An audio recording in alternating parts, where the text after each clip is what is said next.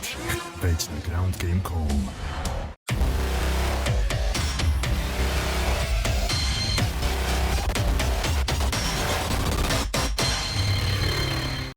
Kurt, it's been a while, I think 7 months. I know things didn't go exactly the way you wanted last time out, but how does it feel now to be back and on another fight week? Feels good to be back at work, about to make some more money, get my name back in the media's mind, back in the fans' mind. I know when you're gone, a lot of people forget about you, so.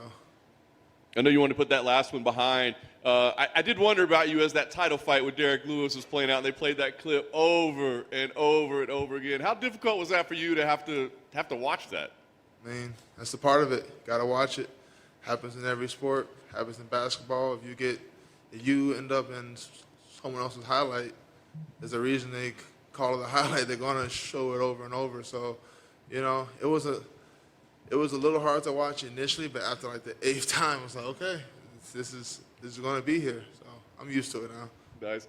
So then they match you up with another striker. I mean, I don't want to say similar, but there are some similarities, right? So did you kind of welcome that to feel like, all right, this is a chance to kind of right or wrong, or did you think, oh, another striker? What was your thought?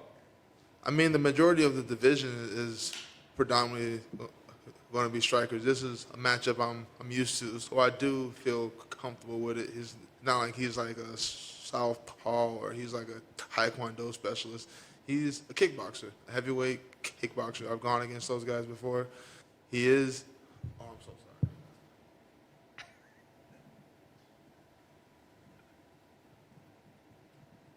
sorry.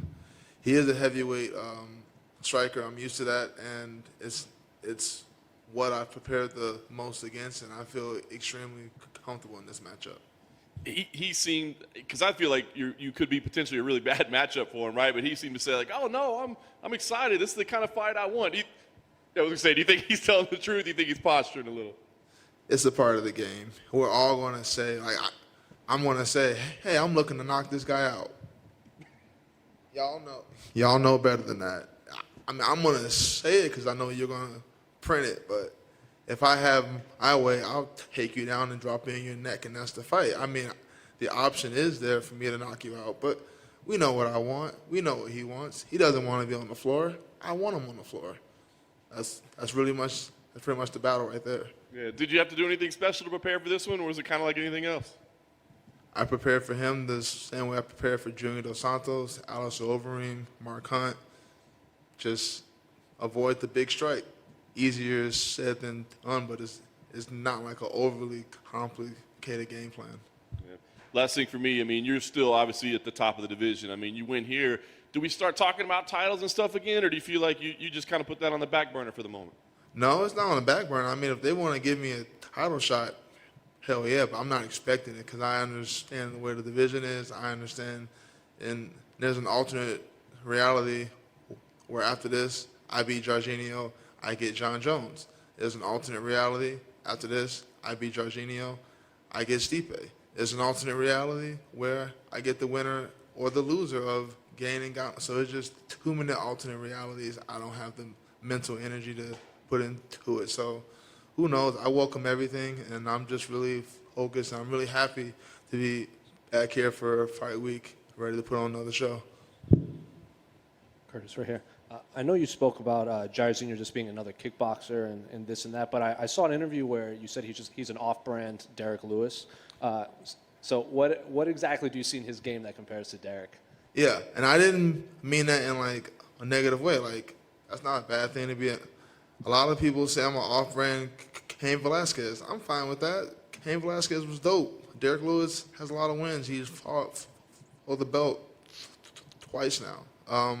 The reason I made that comparison is because they both have the same type of like plodding movement.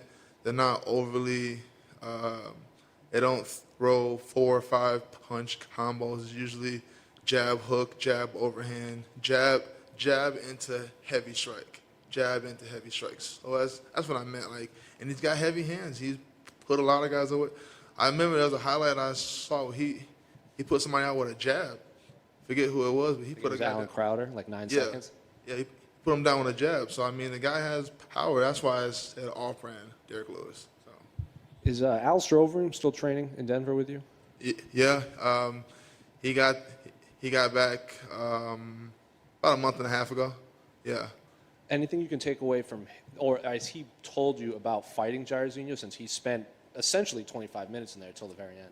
He did a great job of impersonating Jairzinho's like stance and movement. Like he's a great actor. I felt like a lot of my rounds, it wasn't Alistair, it was Jairzinho. So I think that was the biggest help he could give me, because Jairzinho's not going to fight me the way he fought Alistair. So, I mean, anything Alistair took from that fight, I mean, he told me stuff, but I don't think it's going to play out that way because I'm a different guy. But the biggest thing was just him mimicking Jairzinho's movements during our sparring rounds. It helped a lot.